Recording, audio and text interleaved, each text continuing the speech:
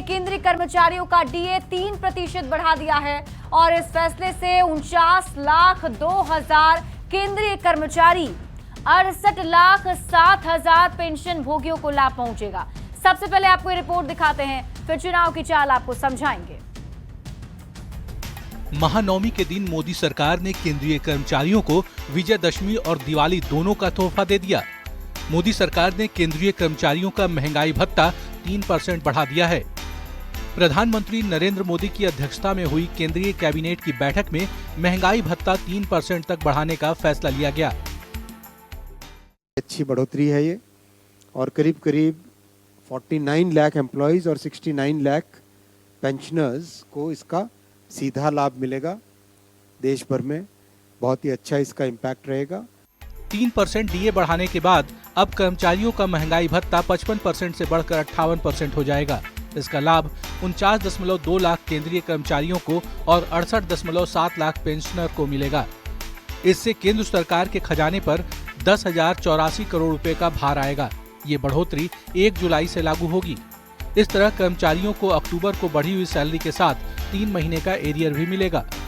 बता दें कि केंद्र सरकार साल में 2 बार सरकारी कर्मचारियों के डीए में इजाफा करती है ताकि महंगाई का बोझ ना पड़े। कर्मचारी और पेंशन भोगियों को 3% डीए और डीआर की बढ़ोतरी हुई है और मेरा मानना है कि अब मैं नहीं जानता कि राज्य सरकार को भी सारे राज्य सरकारों को बढ़ाना पड़ेगा।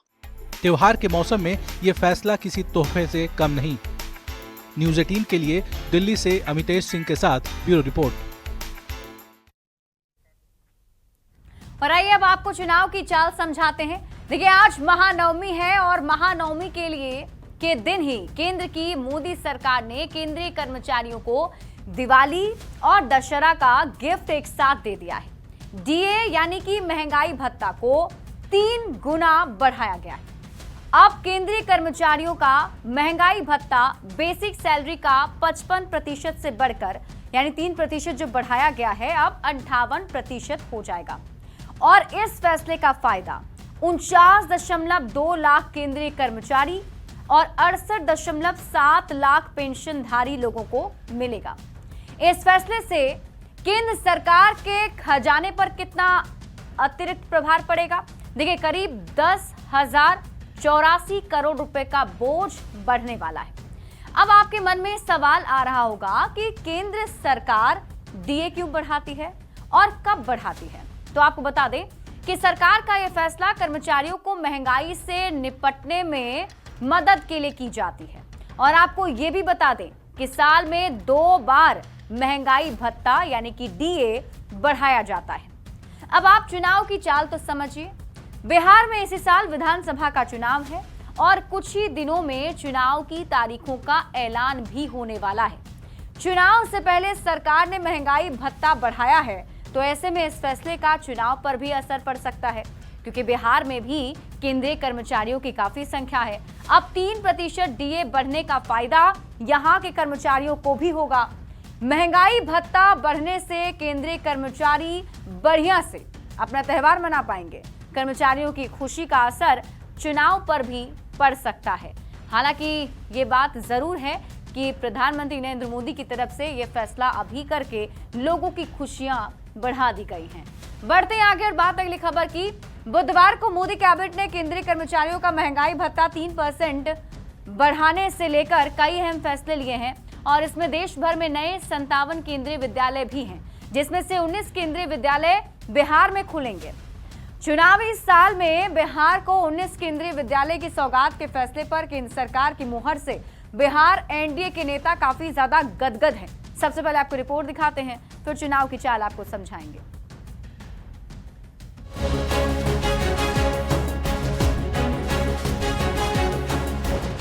बिहार में चुनाव है और बस चंद दिनों के अंदर चुनाव की तारीखों का ऐलान होने वाला है। इस इसके पहले केंद्र की मोदी सरकार और बिहार की नीतीश सरकार ने बिहार के लोगों के लिए खजाना खोल दिया है। बुधवार को भी मोदी सरकार के एक फैसले को बिहार के लिए बड़ी सौगात के तौर पर देखा जा रहा है। ये फैसला है देश भर में 57 नए केंद्रीय विद्यालय खोलने का, जिसमें से अकेले बिहार को 19 केंद्रीय विद्यालयों की सौगात मिलने जा रही है। चुनावी साल में मोदी सरकार के इस फैसले से बिहार एनडीए के नेता काफी गदगद हैं। जेडीयू के कार्यकारी अध्यक्ष संजय झा ने इस फैसले को लेकर प्रधानमंत्री नरेंद्र मोदी, बिहार के मुख्यमंत्री और शिक्षा मंत्री धर्मेंद्र प्रधान को धन्यवाद दिया। अब आप ये जान लीजिए कि ये 19 केंद्रीय विद्यालय बिहार में कहां-कहां खुलेंगे।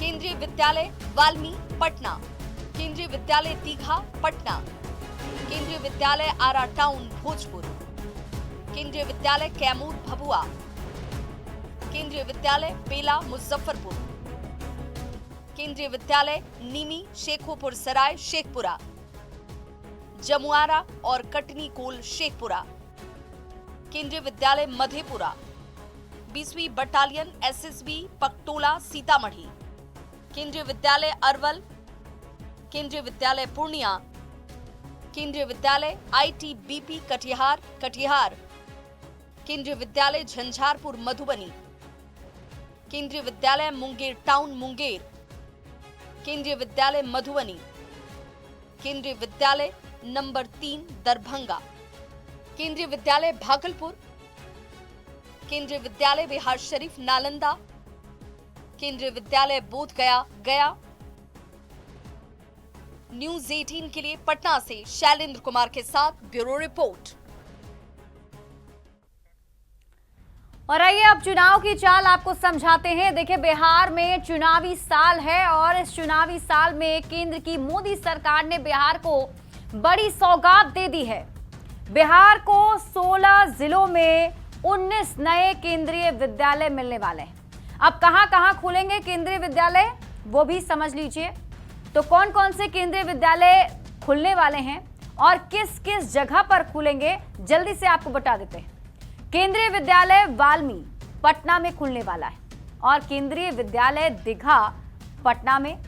इसके अलावा केंद्रीय विद्यालय आरा टाउन भोजपुर में खुलेगा। केंद्रीय विद्यालय कैमूर भभुआ में स्थापित होगा।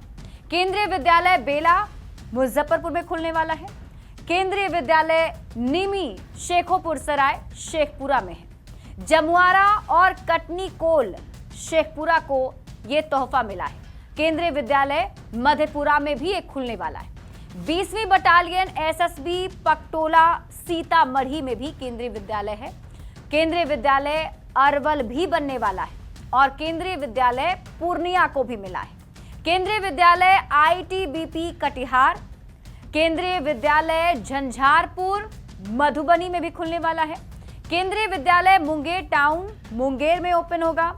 केंद्रीय विद्यालय मधुबनी में बनाया जाएगा।